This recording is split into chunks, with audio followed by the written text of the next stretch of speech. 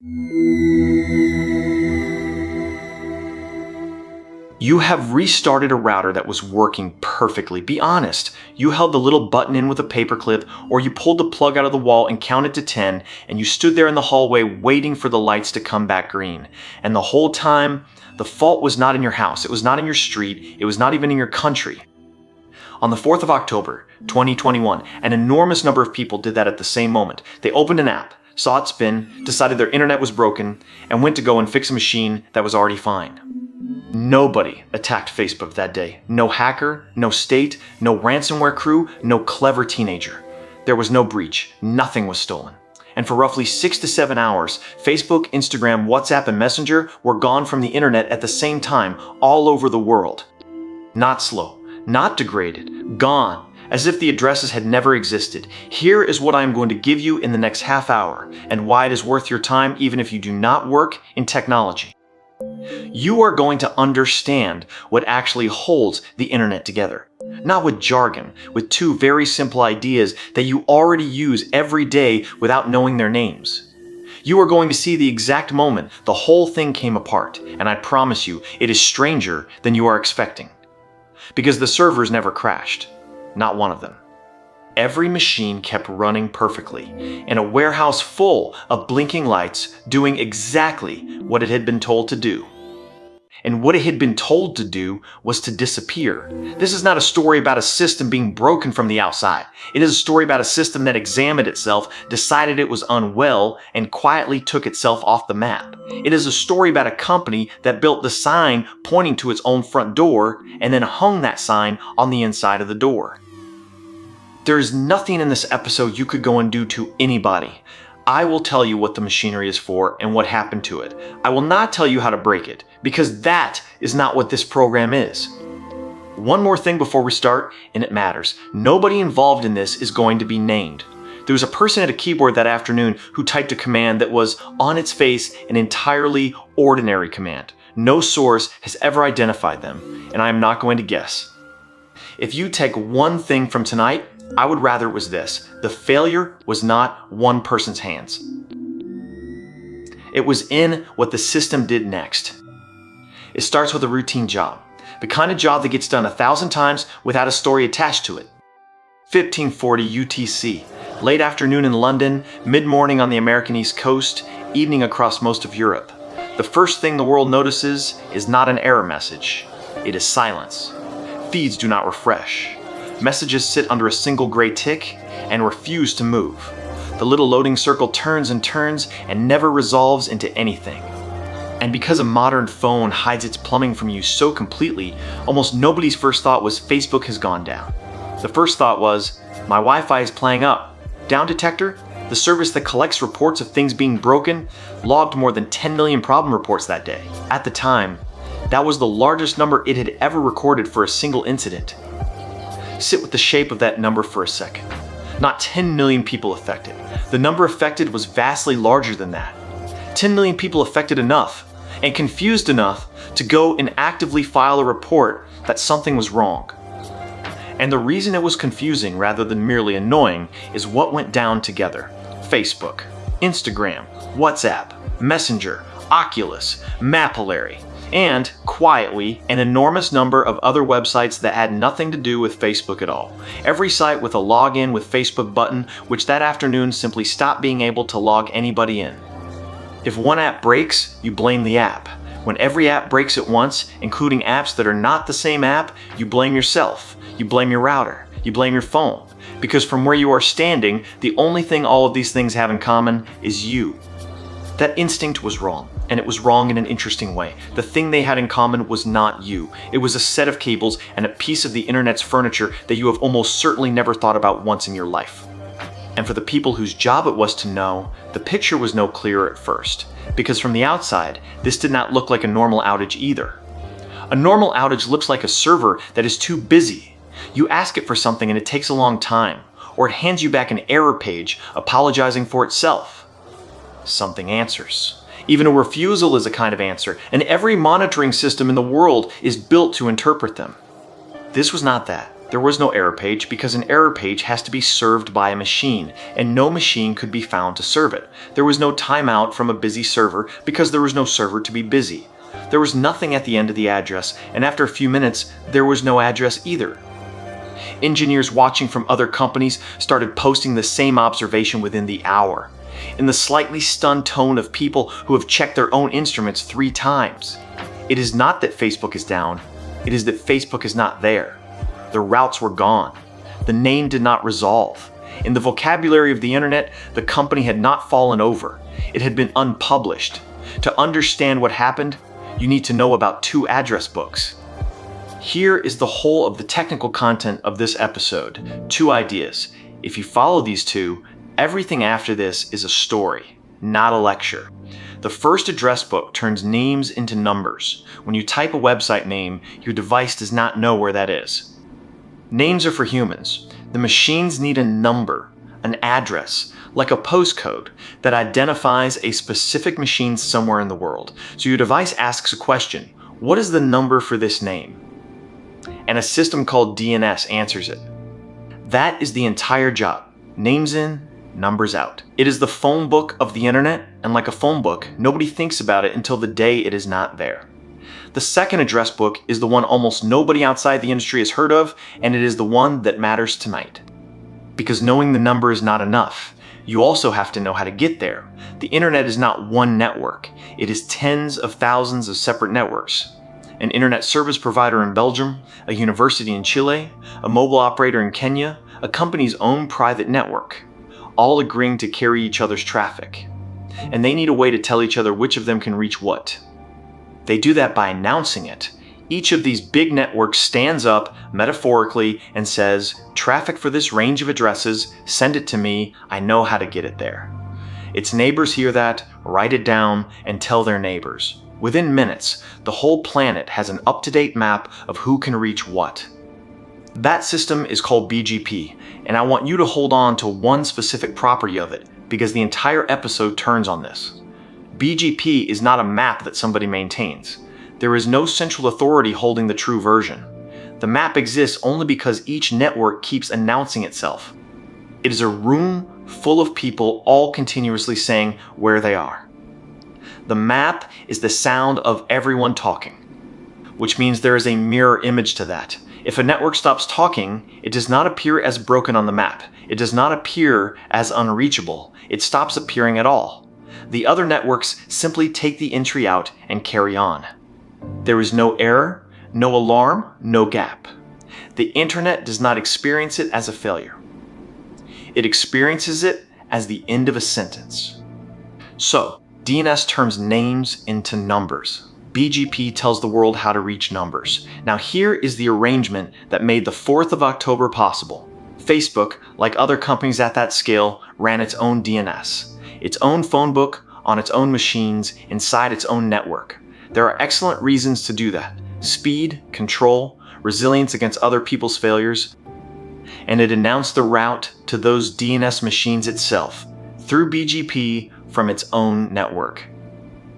Read that again slowly, because it is the whole story. The instructions for finding Facebook were published by Facebook from inside Facebook over Facebook's own network. While everything is working, that is elegant, it is efficient, it is the kind of design that wins architecture arguments. It has one property that only shows itself on one particular day.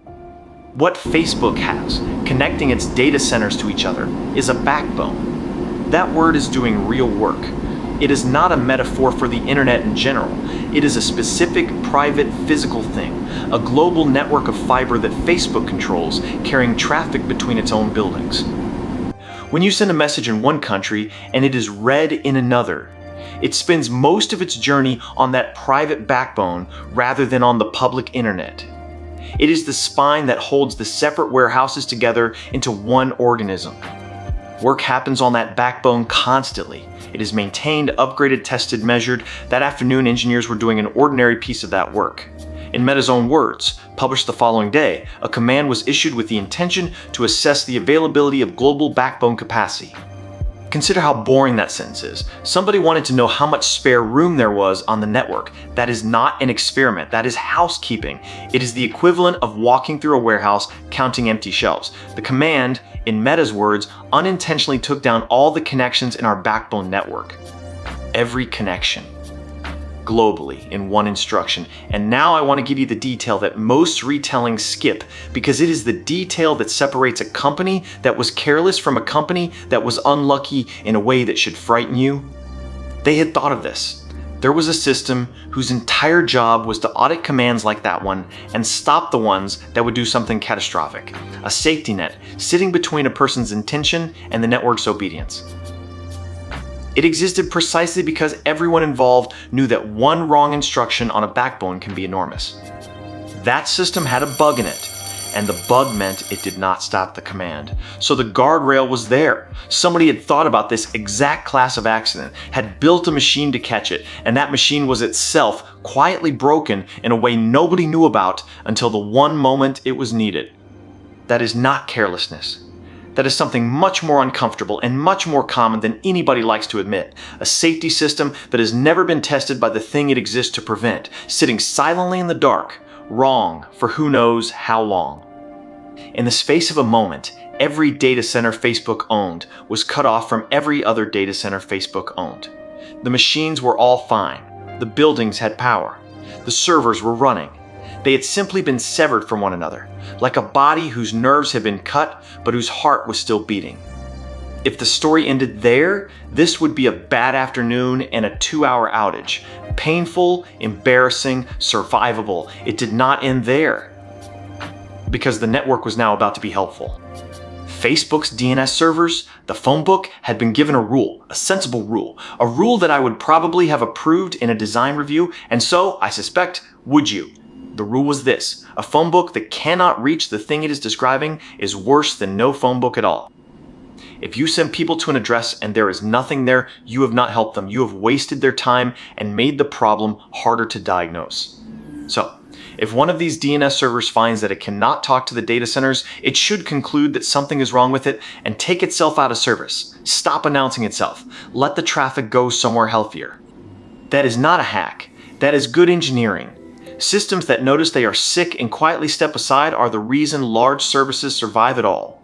It is called health checking, and it is everywhere, in almost everything you use. Now put the two halves together. The backbone is gone, so the DNS servers try to reach the data centers and cannot. Not because they are broken, they are perfectly healthy, but because the road between them has been removed. The rule does not know the difference. The rule cannot know the difference. All it can see is, I cannot reach the data centers, and it has been told exactly what that means. So, all around the world, Facebook's DNS servers examined themselves, concluded that they were unwell, and did the responsible thing. They withdrew their own BGP announcements. They stopped telling the internet where they were. I want to be very precise about what that means, because it is the strangest sentence in this whole story. Those machines did not crash. They did not run out of memory. They did not catch fire. They did not get hacked. In Meta's own words, the DNS servers became unreachable, even though they were still operational. They were sitting there, powered on, working, waiting for questions that could no longer arrive, because they had personally, deliberately, correctly erased the directions to themselves. And the internet did what the internet does. It listened, and it heard nothing. And it updated. Neighbor told neighbor. Within about 10 minutes, the routes that led to Facebook's DNS were gone from the maps of the world. At which point, this happened everywhere, all at once, to everyone. Somebody's phone asks, "What is the number for this name?" The question goes out to a resolver. The resolver looks for Facebook's phone book, and there is no route to it. Not a busy signal, not a refusal, no road. The resolver returns the plainest failure it has. From outside, you could watch it happen with a single command, ask the big public resolvers for Facebook.com or WhatsApp.com, and get back one word. The name could not be resolved. Not blocked, not down, not found. For every person, on every device, in every country, the world's largest social network had ceased to have an address. And the entity that knew where it was, the entity best placed to fix the sign, was on the other side of the door that had just locked. Now we get to the part of the story that everybody who has ever administered a system feels in their stomach. Facebook's engineers knew almost immediately that something enormous had happened. What they discovered next is the second failure, and it is the one with the real lesson in it.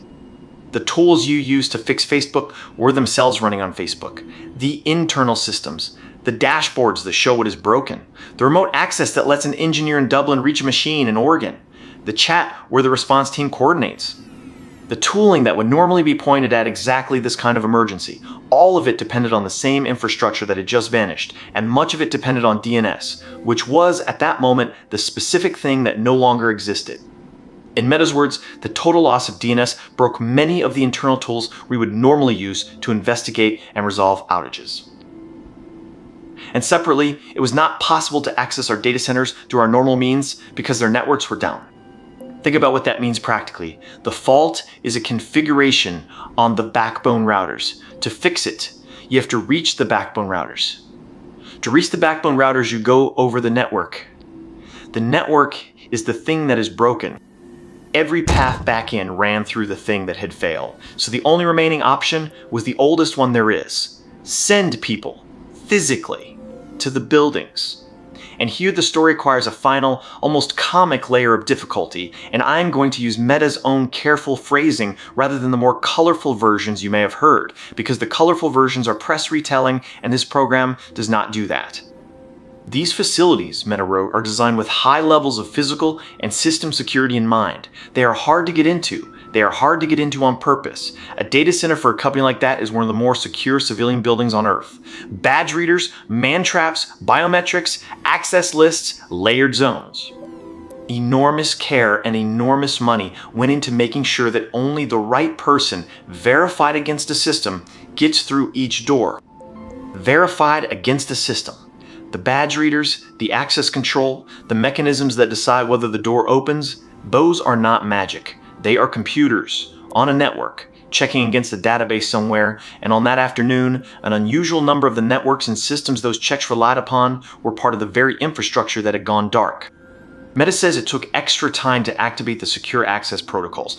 That is a professionally calm sentence describing one of the purest nightmares in this industry. The fire is inside the building, the fire extinguisher is inside the building, and the door to the building is electronically controlled by the building.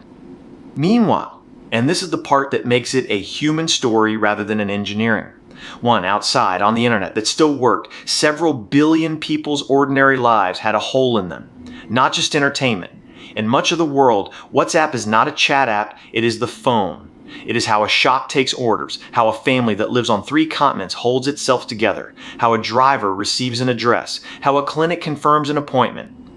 Small businesses that exist entirely inside a Facebook page had no shop front. People trying to reach relatives during an emergency had no route. For 6 hours, an infrastructure that a large fraction of humanity had quietly come to depend on was simply not there, and there was no customer service line to call, because the company could not talk to itself either. Getting in was one problem.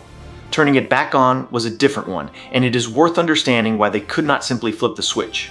When a service of that size has been unreachable for hours, the demand on the other side does not go away. It accumulates. Every phone, every app, every background process on the planet has been retrying, backing off, retrying again. The moment the doors open, all of that arrives at once. A wall of traffic far larger than a normal day, all in the first seconds. Bringing everything up simultaneously risks a second crash immediately on top of the first, this time from the load. Worse, it risks damaging things that were never damaged in the first place. Power systems, caches, storage layers that were sitting there perfectly healthy through the entire event. There is a second hazard, and it is physical. A data center at that scale does not draw a constant amount of electricity. It draws roughly in proportion to how hard it is working, and bringing an enormous number of idle machines to full load in the same instant is a genuine electrical event, one that the power and cooling systems in the building have to be able to absorb. Do it carelessly, and you can take out infrastructure that survived the entire outage untouched, which would turn a bad day into a catastrophic week. So the recovery was deliberate, and it was staged, and it was therefore slow. Slower than the people doing it would have liked, and vastly slower than the people watching from outside could understand. And I want to say something in defense of that slowness because it is the least appreciated decision in the whole event. Every instinct in that building and every hour of public pressure was screaming to bring it back now. Restraint under that kind of pressure is not caution. It is the harder discipline. And choosing it while the entire planet is watching your outage counter tick upward is the part of this story I have the most respect for. From the outside, you could see the network come back before you could see the service come back. Measurements taken from elsewhere on the internet show routing activity from Facebook's network resuming in the region of 2100 UTC, with the busiest burst of route announcements shortly after that, and public resolvers able to answer for Facebook.com again by around 2120 UTC. The name had an address again.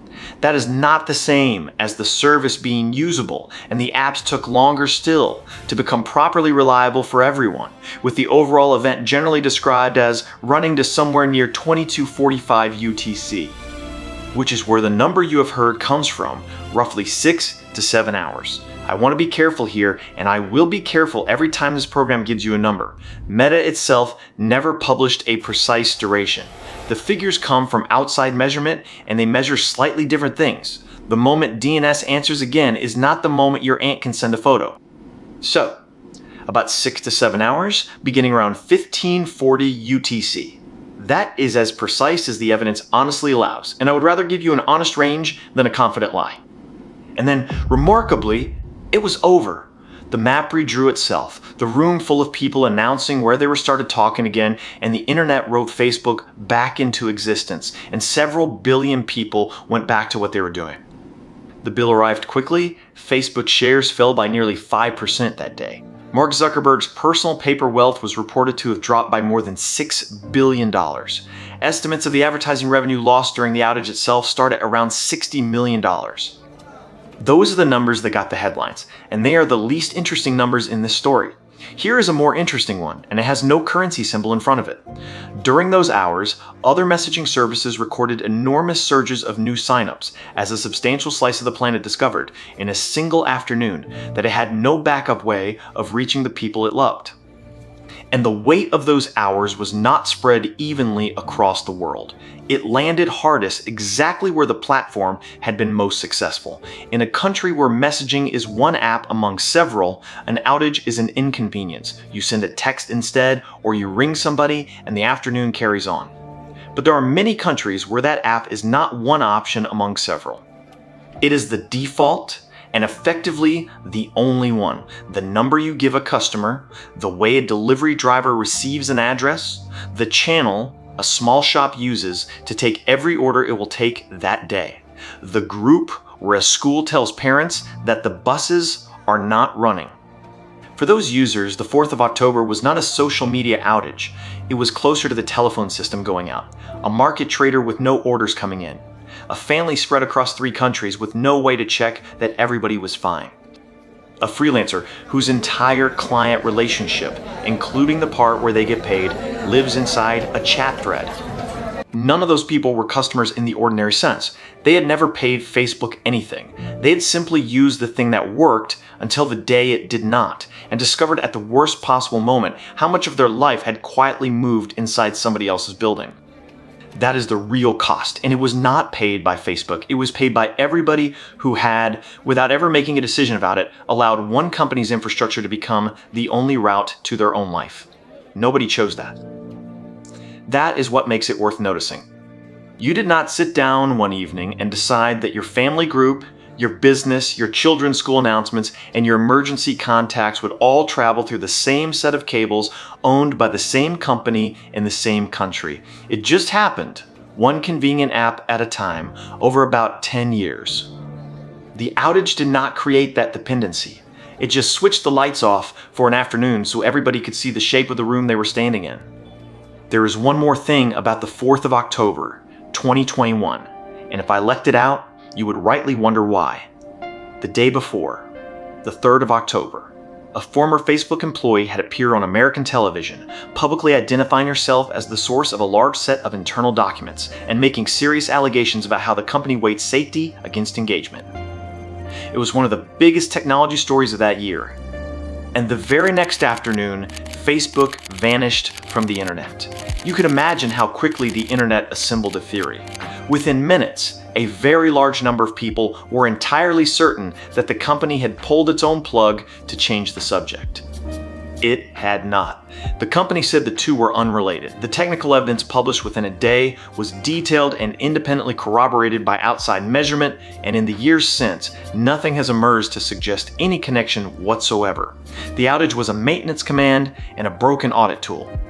I am telling you this for a reason that goes beyond tidying up a loose end. The conspiracy theory was, in a sense, more comfortable than the truth. It said, somebody is in control, somebody powerful made a decision, and that is why the world changed for an afternoon. That is a frightening thought, but it is a survivable one, because it has a villain in it. The truth has no villain. The truth is that the largest communication system ever built was taken off the internet by an ordinary command on an ordinary Monday, that its safety net had a bug in it, and that the thing which finished the job was a well-designed feature behaving exactly as specified.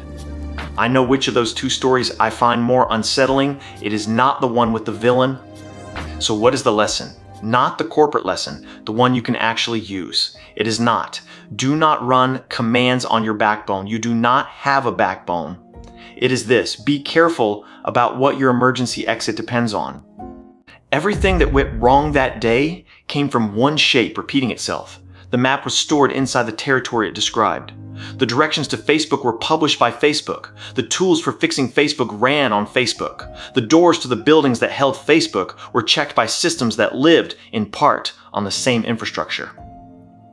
Each one of those, taken alone, is a reasonable engineering decision that saves money and increases control. Together, they form a circle, and a circle has a property. When any part of it goes, there is no outside left to stand on and push. And this is not a story about a badly run company. I want to be fair, because being fair is the only way any of this is useful. Facebook's engineering was, and is, genuinely world-class. They had thought about this failure. They had built the audit system to prevent it. They published a detailed, honest technical account within 24 hours, at a moment when it would have been much easier to say nothing. Which is why we can even tell you this story tonight, and why this episode is built on their words rather than on speculation. They failed anyway, in the way strong systems usually fail, not at the parts they worried about, but at the joints between parts that each worked perfectly. You can apply this at your own scale tonight, and it costs nothing. Where does the password to your password manager live? If it lives only inside the password manager, you have built the circle. If your email account were locked tomorrow morning, how would you prove who you are to get it back? If the answer involves a code sent to that same email, you have built the circle. If the app your family uses stopped working this evening, do you know a single other way to reach each one of them? Do they know one for you? If not, and for most people, the answer is not. You have built the circle, and it took no decision at all to build it. The 4th of October was not a story about hackers. It was a story about self-reference, about a system so well integrated that it had nowhere left to stand when it needed to look at itself from outside. Every part of it worked. That is the whole problem. The command worked, the audit system worked, as written, bug and all. The health check worked. BGP worked. It did precisely what it is designed to do, which is to believe what networks tell it about themselves. The security on the doors worked beautifully. Nothing malfunctioned. Everything cooperated, and the largest platform on Earth removed itself from the internet and then could not get back in to say sorry. Tonight was a network that took itself down by accident and could not be reached to be repaired. Next Friday, on this program, we go back 5 years earlier to October 2016 and to an attack that took down a large part of the internet from the outside, using an army made of things nobody thought of as computers at all. Baby monitors. Security cameras. Roughly 100,000 ordinary household devices, most of them still on the password they came out of the box with, all pointed at a single company that ran a piece of infrastructure most people had never heard of. When that company fell over, so did an enormous slice of the web, and the code that did it had been published, publicly, for anyone to use, a few weeks before. That is EP3. The day the internet was attacked by baby monitors. If tonight was useful to you, the single most helpful thing you can do is follow the channel, because these episodes are built as a series, and each one makes the next one land harder. And before you close this, do the small thing. Pick one person you would need to reach in an emergency, and make sure you have a second way to reach them that does not go through the same company as the first. It costs you 30 seconds. On the 4th of October 2021, several billion people found out what it costs not to have done it.